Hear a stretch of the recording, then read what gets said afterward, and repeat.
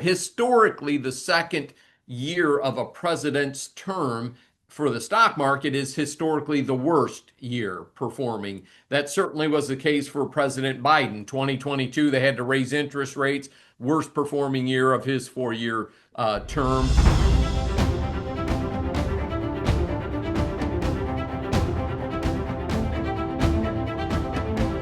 Well, after months of bated breath, we are under the expectation that in the upcoming meeting, Jerome Powell and the Fed will announce an interest rate reduction. What does that mean for our economy and, importantly, for today's program, those seeking safe haven assets and fixed income in retirement? To provide perspective, we turn to your resource, ladies and gentlemen, for a common sense approach to planning. He is president and founder of McIntire Retirement Services, Chris McIntire, here on Your Game Plan for Retirement.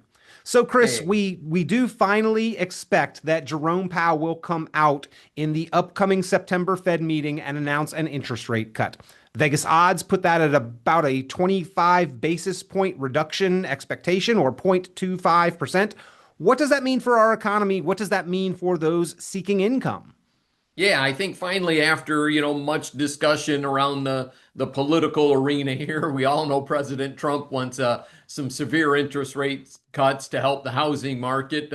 Unfortunately, the Federal Reserve's job is not to shore up the housing market. It is to keep employment full and inflation at about 2% target. So sometimes though, you're going to have that disagreement, and we've certainly seen that play out this year. Now, if we get a 25% or 25 basis point or a quarter of a percent, excuse me, cut in the interest rates, that will eventually lead to lower CD rates. Okay? It will eventually lead to lower money market rates, lower even on the annuity side, possibly. Annuities are more tied to the bond market than they are the Federal Reserve rate, because insurance companies buy lots of bonds to help create the interest that they're paying out, where bank rates and whatnot are more tied to what the Federal Reserve says. So, they had a couple of interest rate cuts previously, and actually government bond yields went up. So, as CD rates came down, some of our fixed annuity rates actually went up because, people were selling U.S. government bonds and pushing yields up higher. So, and I think we're going to get into that bond interest rate relationship here because, if a new bond comes out in, say, the month of October, right, it could be reflective of a interest rate cut, and maybe that bond is paying lower interest rate as well. So you will begin to see lower rates on what we call a lot of our safe money strategies potentially, Peter. Well, ladies and gentlemen, we are talking with Chris McIntire. If you've got questions, if you want to establish, to set up, to create or implement your game plan for retirement, pick up the phone and give McIntire Retirement Services a call, 419-332-0532, 419-332-0532. I want to back up and kind of give the backstory here, Chris. Really, since COVID, we had seen very low interest rates leading up to COVID. And then when the world sort of shut down, they dropped interest rates to almost next to nothing.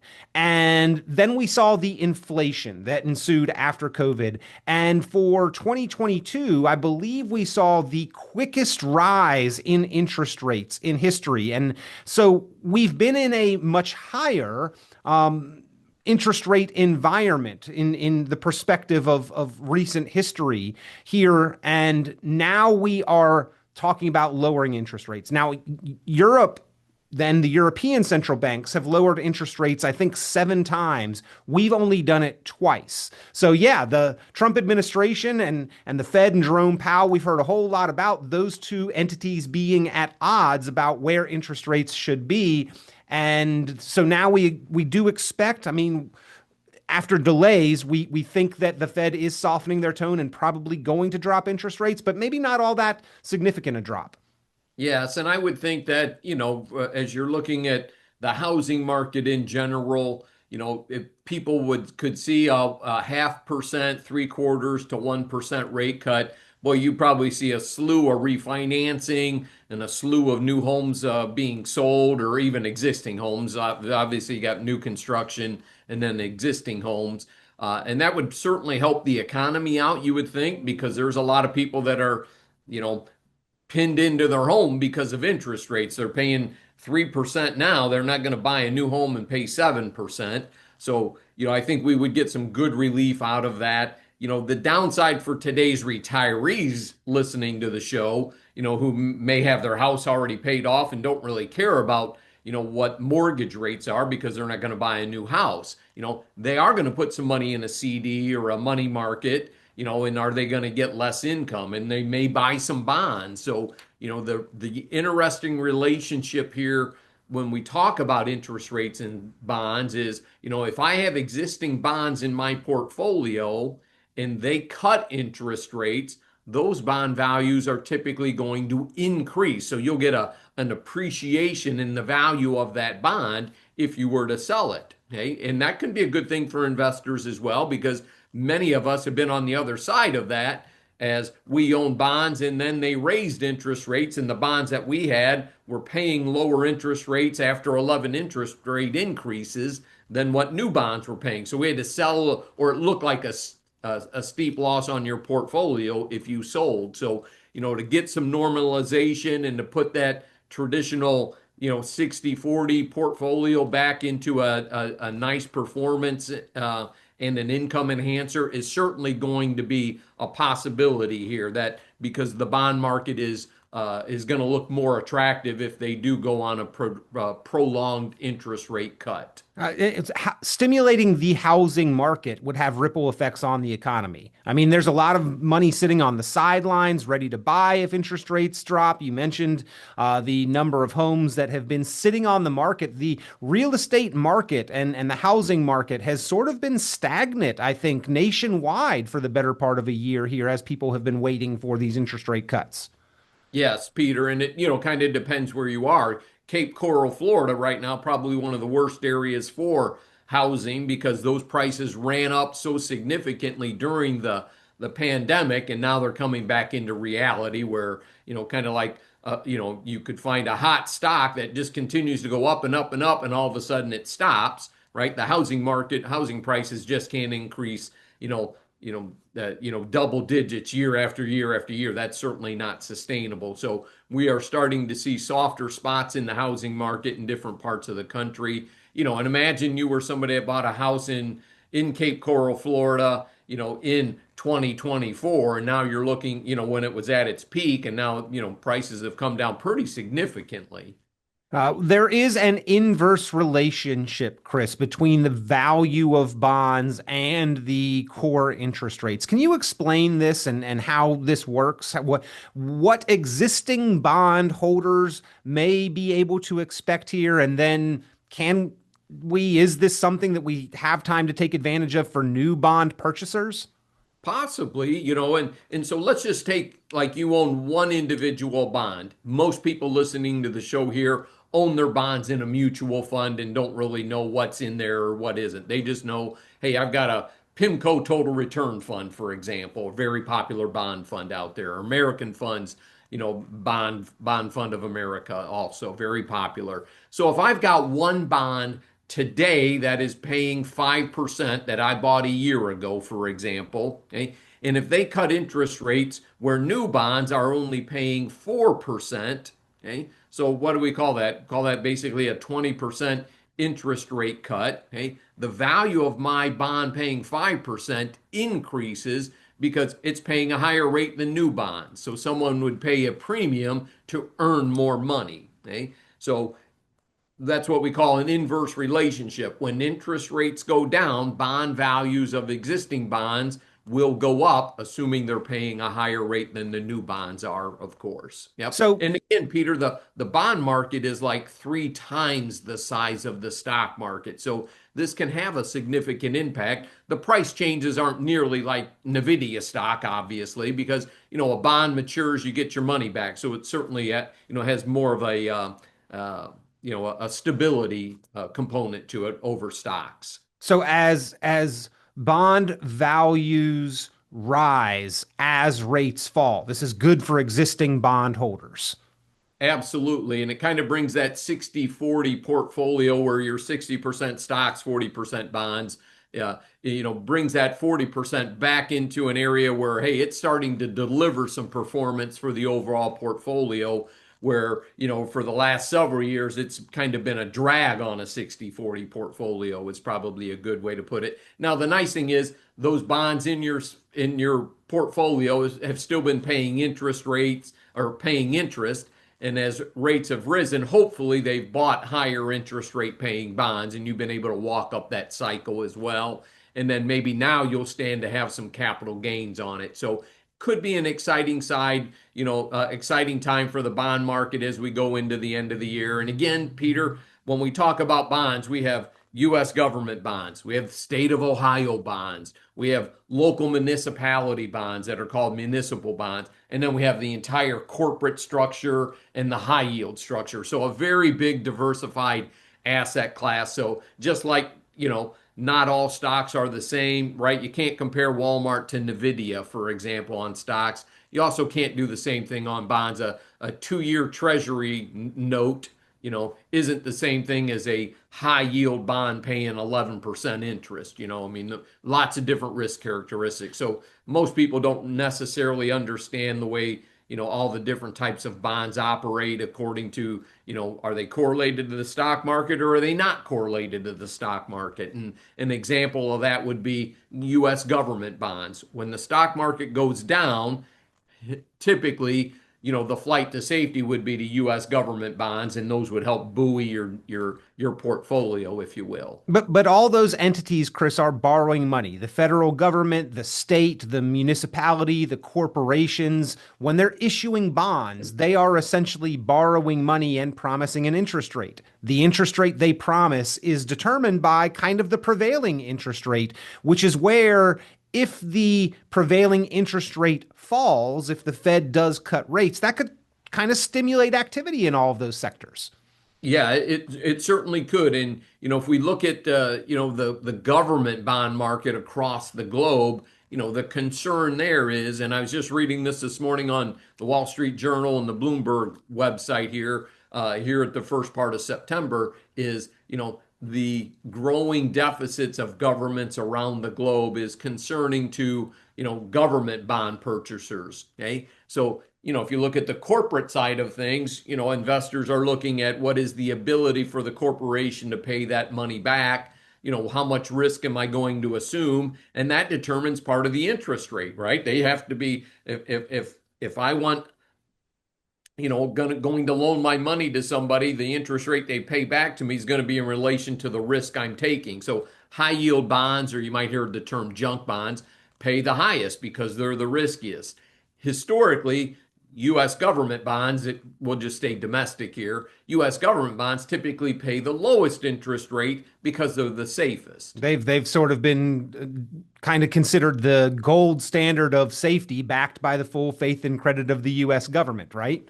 That's $40 trillion in debt and Yeah. counting. So, that's why, this year U.S. government bonds, as we saw when President Trump announced the tariffs, there's a pretty big sell-off in U.S. government bonds as, countries like Japan and China sent a message and sold a bunch of them. And, the U.S. then had to pay up and get them their money back. So, there's a little political dynamic playing on in the government bond space right now. So I don't mean to get overly technical there with you, Peter. But okay, so there is a difference though between the value of the bond or the bond fund and the interest rate that it can generate. So yes, as interest rates go down, if we've got existing bonds, the value can go up, but then we are buying new bonds in that lower interest rate environment. And here's where the rubber meets the road for retirees, Chris, is that when we're looking to generate income from our investment portfolio, this decrease in the interest rate environment may not necessarily be a good thing for us, right?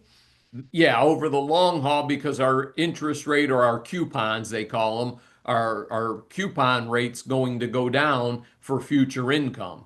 So, the nice thing after 11 interest rate increases, a few years ago was, hey, I could walk into a bank and I was getting a 5.5% CD. Okay. Today, that's probably about 4% in that range, 4.25, depending on the bank and the investment size. I mean, we've already seen that happen already, and that looks to be going to continue. There's some weakness in the job market in the U.S., and that happened, kind of there at the end of July after the Federal Reserve met for 2 days and said, all right, we're going to keep interest rates where they're at, and then like the next day, one of the a real soft job market report where that's where a little bit more criticism came at the current chairman of the Federal Reserve, Jerome Powell. And obviously, if you watch the news, you've certainly heard those battles going back and forth, and Mr. Trump flexing presidential muscle, I guess. Once again, talking with Chris McIntire of McIntire Retirement Services about the expectation that we will see an interest rate reduction in the next announcement from Fed Chair Jerome Powell, what that means for savers, investors, safe haven assets, interest rates, income generation expectations for retirees. There will be broad spread impacts from a change in the interest rate environment. And if you've got questions or concerns about what that means for your portfolio, how to take advantage, how to get the most advantageous interest rates and fixed income and payout available for you, you need to have a plan put together. And that's exactly what Chris McIntire offers to put together for viewers and listeners to this program. Your game plan for retirement, no cost, no obligation. It is a courtesy service that he offers there at McIntire Retirement Services. To take advantage, all you need to do is pick up the phone, get the conversation started. 419-332-0532. 419-332-0532. So this relationship between interest rates and value, Chris, in the bond market, I sort of equate that in my mind to shopping for a home. If I've got a budget that I can afford of $4,000 a month for my mortgage payment in a 6% interest rate environment, I might only be able to afford an $800,000 home. But in a 5% interest rate environment, I might be able to afford a $950,000 or $1 million home with that same $4,000 a month. Is that kind of a analogy for the value versus the interest rate inverse relationship with bonds as well?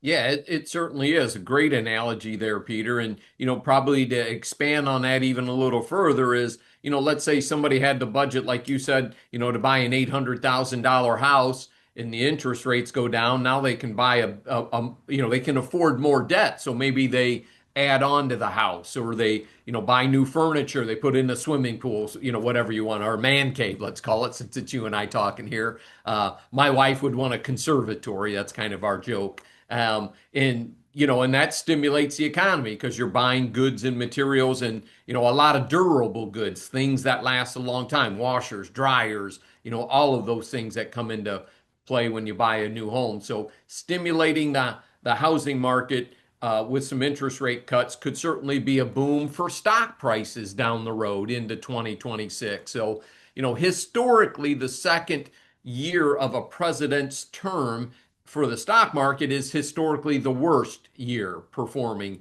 That certainly was the case for President Biden. 2022, they had to raise interest rates, worst performing year of his 4 year term. And, I think we go back to President Trump, 2018, they raised interest rates 4 times in 2018.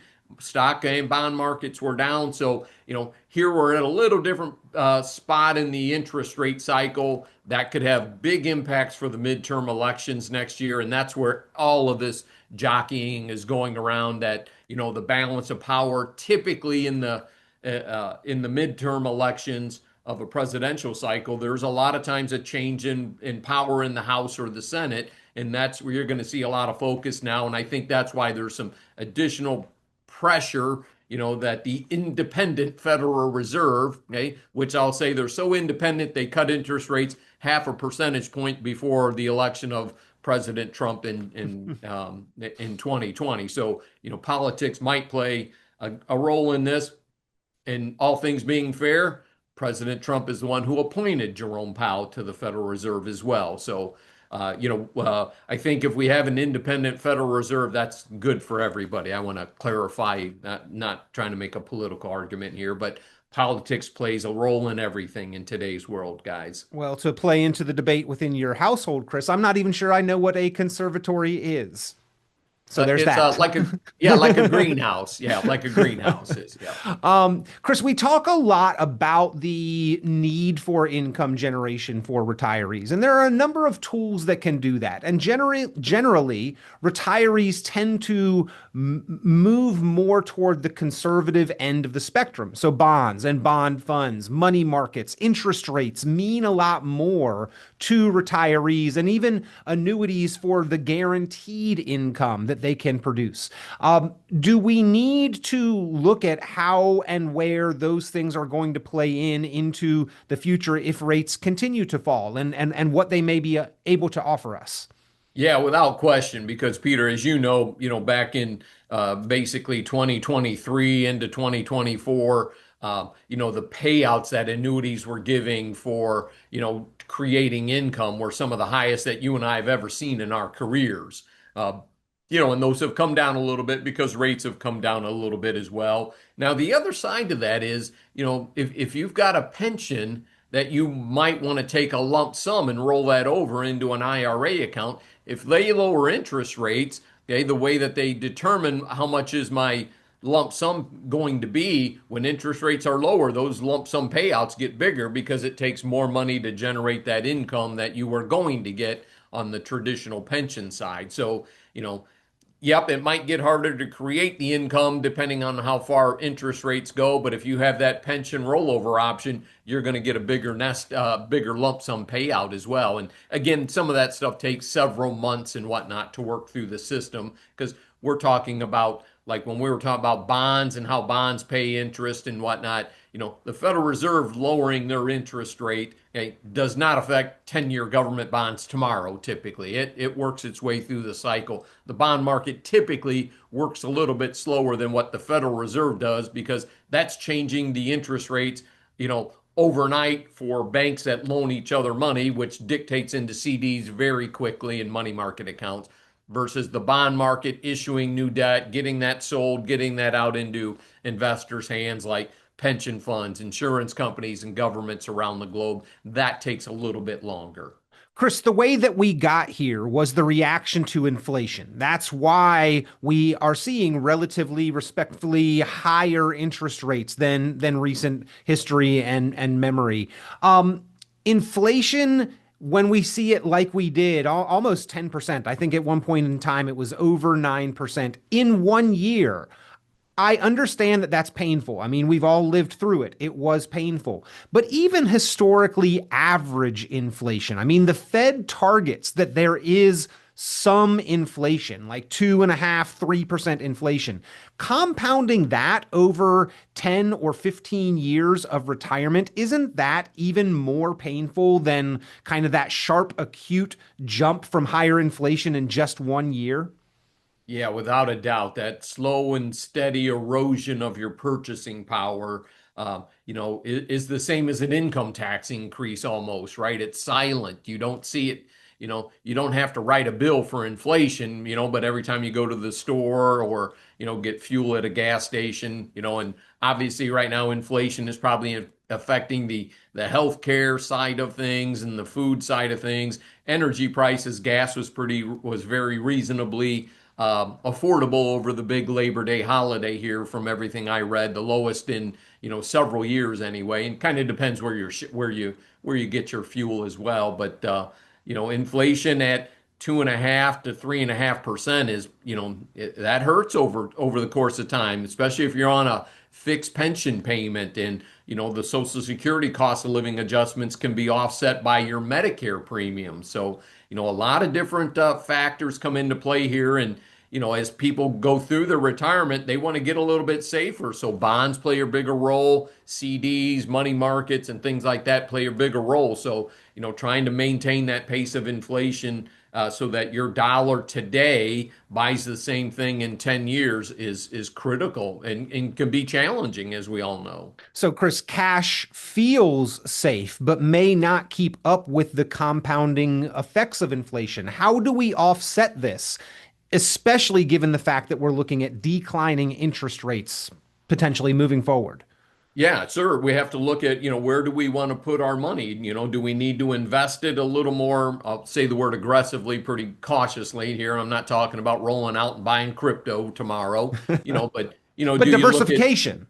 yeah, do you diversify dividend paying stocks, for example, where you have the price of the stock to go up plus the dividend that's coming in on, a lot of big quality type companies with a long track record of paying dividends or even increasing their dividends. So, you take a company like Verizon right now, I think their dividend rate is above 6% right now. And, I know how much my Verizon bill is. I don't think they're going anyplace, right? So their stock price can go up. Plus, they've been increasing their dividend payments as time goes on. So, that's you're making more money by holding a piece of paper that says you own this many shares and here's how much we're going to pay you this year. And if all goes well, we're going to pay you even more next year just by holding on to it. So, that's a great, great diversifier for even some of the risk conscious type of investors we have out there. Well, you mentioned those dividend paying stocks. What are some additional alternatives for income generation? Not everybody wants to get into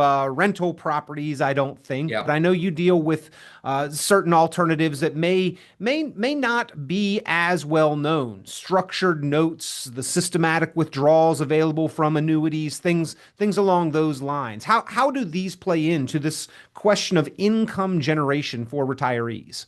Yeah, absolutely. And with our partnership with Brookstone Capital Management, they help us create these income portfolios.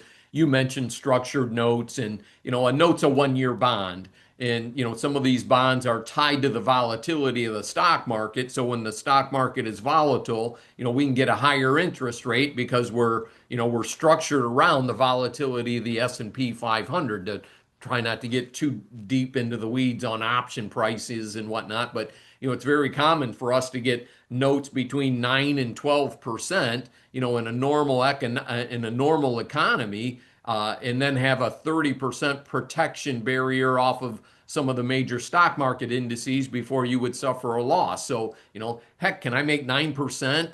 And take that income out on a monthly basis and not be able to lose anything unless the market fell by 30%, that's got to be attractive, right?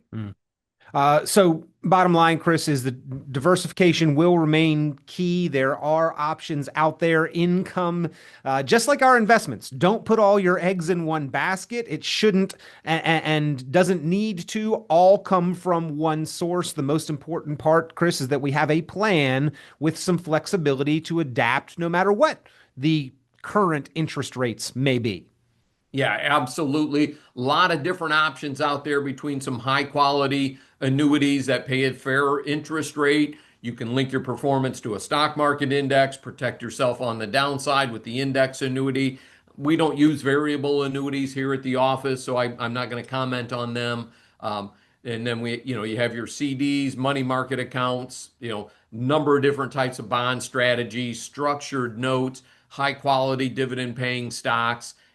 It's not just, sometimes people have the blinders on and it's a CD or nothing. And, I think you're probably doing yourself a disservice by overdoing the conservative side of things. Because if you look at, the performance of dividend stocks over, a 10 to a 20-year time frame, which most people are going to have when they retire, you might be missing some opportunity to, even outpace inflation over the course of time. Well, falling interest rates can mean rising bond prices, but also could potentially mean lower income generation from tools like bonds, annuities, CDs, and other fixed income producing assets and sources. So now is the time to look at how to generate that cash flow. Locking in while interest rates and payout rates are high may be beneficial for years to come, for the foreseeable future, if interest rates move lower or stay lower. And it's just one critical question of having that well-rounded plan, your game plan for retirement. One of the most critical for retirement,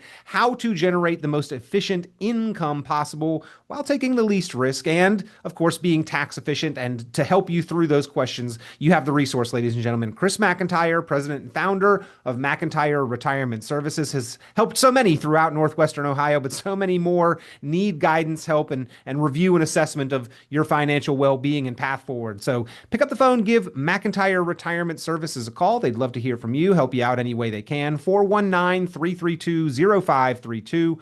419-332-0532, or online at McIntyreRetirementServices.com, McIntyreRetirementServices.com, and your game plan for retirement. Chris, we always appreciate you providing perspective on sometimes the more complicated and complex issues in the financial world, sometimes bringing it down to just the simple basics for us, but always talking to us on our level. Thank you.